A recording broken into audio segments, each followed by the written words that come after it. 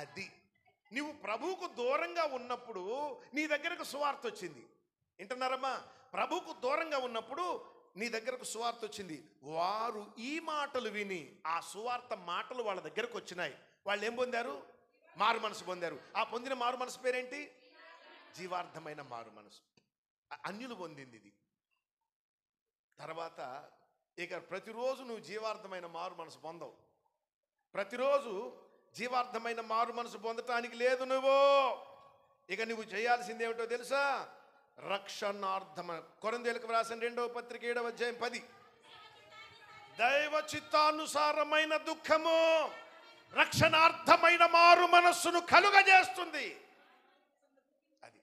ఇది రక్షణార్థమైన మారు మనసు ఎవరు పొందేది తెలుసా? విశ్వాసులు పొందేది. ఇప్పుడు నిన్ను ఏ మారు మనసు పొందమంటున్నాడు ఇక్కడ? నీవు సువార్తను నమ్మి జీవార్థమైన మారు మనసు పొందావు. ఇప్పుడు జీవార్థమైన మారు మనసు పొందిన తరువాత ఆత్మీయ జీవితంలో వెనకబడ్డావు.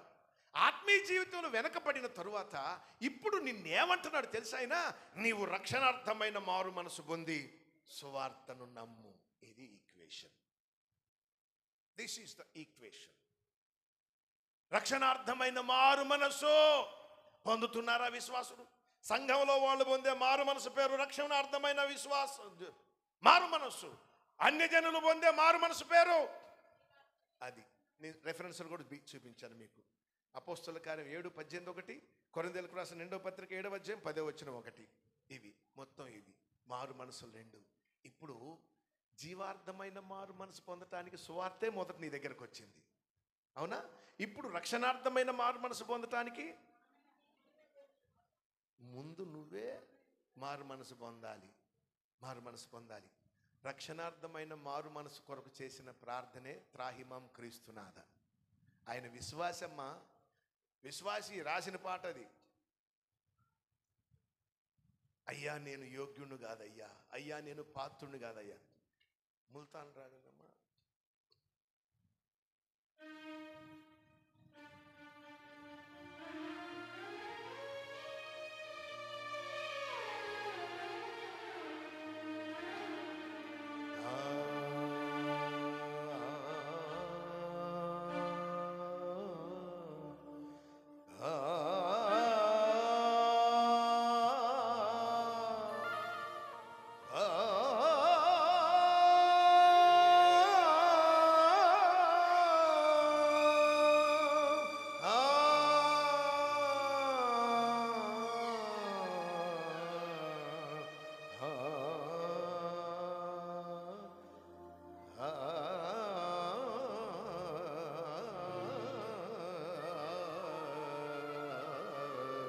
నేను ఒక పాట రాశాను.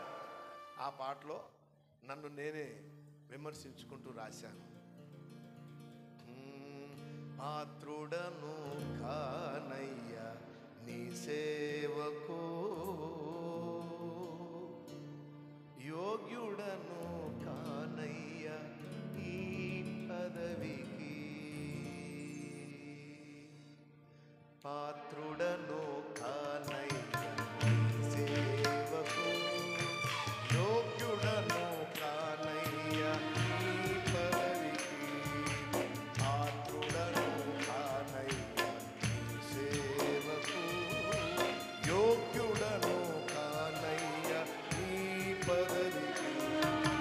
నీ సేవ చేయకనే ఉండలేనయ్యా, నీ సేవ చేయకనే ఉండలేనయ్యా, నీ పనికి రాక నేను బ్రతుకలేనయ్యా, నీ పనికి రాక నేను బ్రతుకలేనయ్యా, పాత్రుడను కానయ్యా నీ సేవకు, యోగ్యుడను కానయ్యా ఈ పదవికి.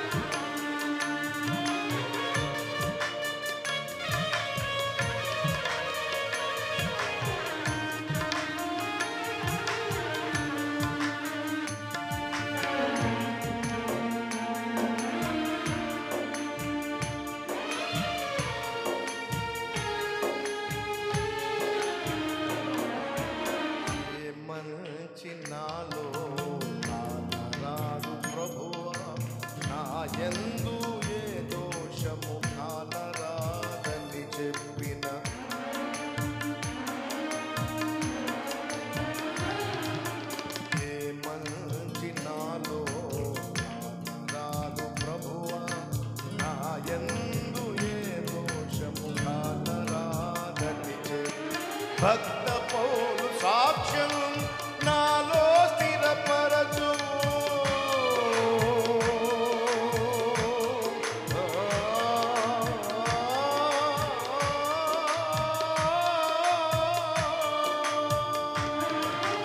భక్త పౌలు సాక్ష్యం నాలో స్థిరపరచుము. భక్త పౌలు సాక్ష్యం నాలో స్థిరపరచుము. నీ సేవకై నన్ను సిద్ధపరచుము. నీ సేవకై నన్ను సిద్ధపరచుము. ఆత్రుడను కానయ్య నీ సేవకు, యోగ్యుడను కానయ్య ఈ పదవికి. పాత్రుడను కానయ్య ఈ సేవకు, యోగ్యుడను కానయ్య ఈ పదవికి. నీ సేవ చేయకనే ఉండలేనయ్యా.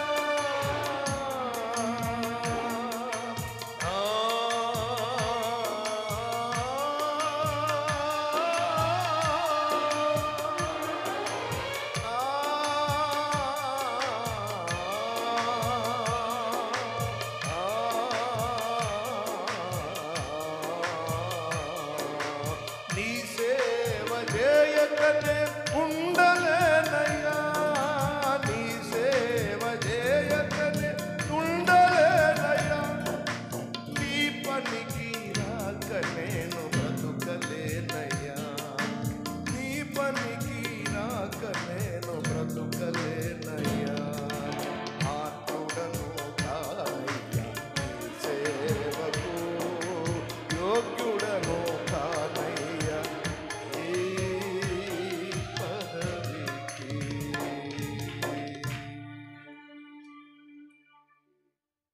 దేవునికి స్తోత్రం. హల్లెలూయా.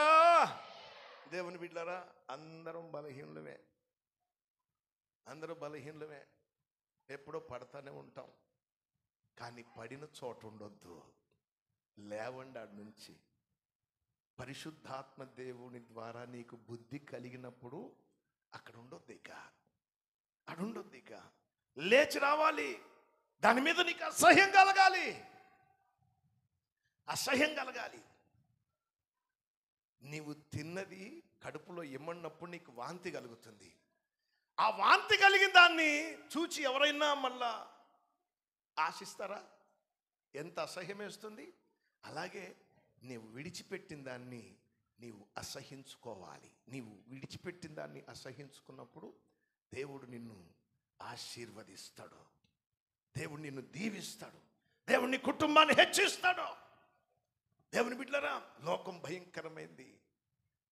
పాపం భయంకరమైంది. లోకంలో పాపం రాజ్యమేల్తా ఉంది. బిడ్డలను పాడు చేస్తుంది. యవ్వన సమాజాన్ని పాడు చేస్తుంది. అంచేత జాగ్రత్త పడాలి బిడ్డలు. లోకంలో మనం ఉన్నాం. మనలోనికి లోకం రాకూడదు. మనలోకి లోకం రాకూడదు. మీరందరూ జీవార్థమైన మారు మనసు పొందిన వాళ్ళు. ప్రతిరోజు రక్షణార్థమైన మారు మనసు పొందాలి. ప్రతిరోజు రక్షణార్థమైన మారు మనసు పొంది విశ్వాస జీవితాన్ని కొనసాగించాలి. పడిపోతే నువ్వు లేవాల్సింది తప్ప లేపడాయినా. ఒక విశ్వాసి, ప్రభువుని నమ్ముకున్న విశ్వాసి సినిమాకు పోతారా అంటే అర్థం కావటానికి చెప్తున్నా. సినిమాకు పోతుంటే పక్కనోడని తప్పు కదయ్యా అంటే ఆడన్నాడంట, అయ్యా నేను ఇది తప్పని ఆయనకు తెలుసుగా, నన్ను వెనక్కి లాగుతాడో లేదో చూద్దామని పోతున్నాను అన్నాడంట. నన్ను వెనక్కి లాగుతాడో లేదో చూద్దామని. నేనన్నాను, వెనక్కి లాగడు కానీ లాగి గుంపకేసి కొడతాడని చెప్పా. యేసు ప్రభు నువ్వు పోతా ఉంటే నేను లాక్కురావాలా? ఇది ఎక్కడి న్యాయం? ఇదే పని ఆయనకు. కాపాడమని అడుగు. అయ్యా దాంట్లో పడకుండా కాపాడని అడుగు. కాపాడతాడు. నువ్వు పడిపోతా కాపాడుతావో చూస్తామంటే ఆయనకు పరీక్ష పెడతారా? నా ప్రియ తల్లులారా, సంఘంలో స్త్రీలైన మీరు భారం వహించి బాధ్యత వహించి ఆదివారం ఆరాధనలు ఎవరు మిస్ చేయటానికి వీల్లేదు. పురుషులు కానీ స్త్రీలు కానీ ఆదివారం ఆరాధన మిస్ చేసి పాస్టర్ గారు ఎదురైనప్పుడు ఈరోజు చుట్టాలు వచ్చారు అయ్య గారు అని చెప్పేవంటే నీవు చాలా ధైర్యం వహించావు. నీకు ధైర్యం ఎక్కువ నీకు. ఈరోజు చుట్టాలు వచ్చారు అయ్య గారు, ఈరోజు బంతిపువ్వు అయ్య గారు, ఈరోజు ఆ అమ్మాయికి నిశ్చితార్థం అయ్య గారు. అందుకే రా, నీ నిశ్చితార్థం పోయిద్ది. యేసయ్యతో నీకు ఎంగేజ్మెంట్ అయింది తెలుసా నీకు? యేసయ్యతో నీకు ప్రధానం అయిపోయింది. ఎంగేజ్మెంట్ కాదు, ప్రధానమైంది. ఇశ్రాయేల్ దేశంలో ప్రధానమైన తెల్లారి పెళ్లి జరగదు. ప్రధానమైన నెలకో, 2 నెలలకో, 5 నెలలకో, 6 నెలలకో, 7 నెలలకో, సంవత్సరానికో జరుగుద్ది. యోసేపు మరియల వివాహం కూడా అట్టగా జరిగింది. ప్రధానమైంది. వాళ్ళ ఆర్థిక స్థితిగతులను బట్టి ఎప్పుడో మళ్ళా అప్పుడు మాట్లాడుకుంటారు.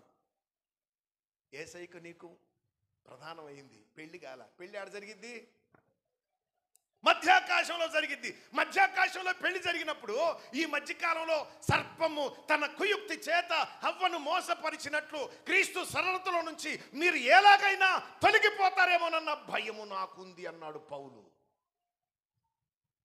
దేవాసక్తితో మీ ఎడల ఆసక్తి కలిగి నేను పరిచర్య చేస్తున్నాను. పవిత్రురాలైన కన్యకను ఒక్కడే పురుషుని కనుక క్రీస్తునికి సమర్పింపవలేని మిమ్మల్ని ప్రదానము చేసి తిని గాని సర్పము యుక్తి చేత అవ్వను మోసగించినట్లు క్రీస్తు సరళతలో నుంచి ఒకవేళ మిమ్మల్ని తొలగిపోతారేమో అని మీ విషయమై నేను భయపడుతున్నాను. కనుక ప్రియమైన తల్లులారా, నా మాట వినండి. యేసయ్య వచ్చేస్తున్నాడు. టైం దగ్గర పడిందమ్మా, బాగా దగ్గర పడింది.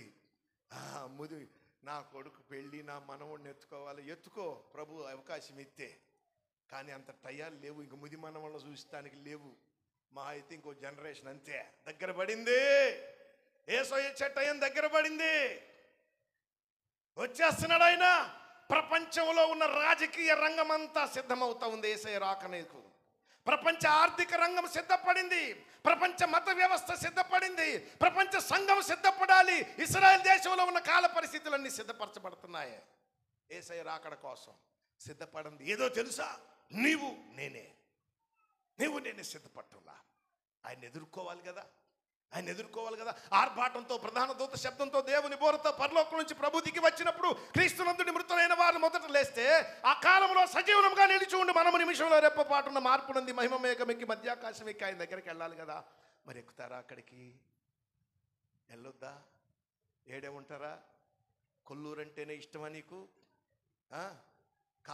కాదు. ఈ కొల్లూరే కాదు, పంచభూతాలే నాశనం కాబోతున్నాయి. హల్లెలూయా. ఇంకా పంచభూతాలే వికృతమైన వేండ్రంతో లయం కాబోతున్నప్పుడు, భూగ్రహాన్ని దేవుడు అగ్నితో మండించబోతా ఉన్నప్పుడు కొల్లూరు ఎక్కడ, గుంటూరు ఎక్కడ? లేదు. ఇక అయిపోయింది, టైం అయిపోయింది, దగ్గర పడిందమ్మా. నా ప్రసంగానికి ముగింపు కూడా దగ్గర పడిందమ్మా. యేసయ్య వచ్చేదానికి సమయం దగ్గర పడిందమ్మా. దేవునికి స్తోత్రం అమ్మా. హల్లెలూయా. చెయ్యెత్తి స్తోత్రం చెప్పండి ఒకసారి. యేసయ్య రాబోతున్నాడు. ఎంతో సుందరుడమ్మా తాననే పాట రాసిన అయ్యగారు ఉన్నాడు కదా. ఆ అయ్యగారే ఒక చరణం రాశాడు, ఒక పాట రాశాడు. అది చరణం పాడి ముగించేస్తా. ఎఫ్ మైన్ రీన్ అన్న.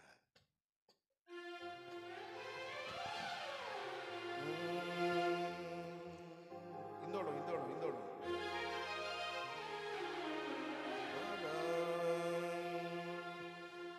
రాకడకే కదిగో రాజు నిరాకడ స్వరమదిగో, రాకడకే కదిగో రాజు నిరాకడ స్వరమదిగో, రాకడకే కదిగో పరిశుద్ధుల జీవిత రంగం.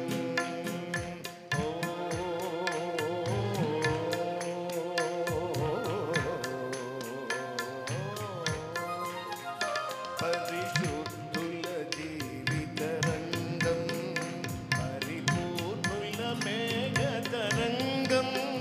చుడిగాలిలో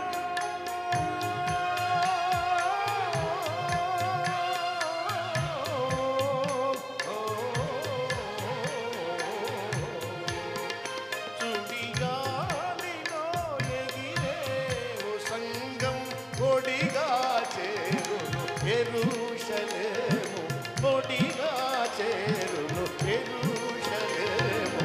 రాకడకే కదిగో రాజు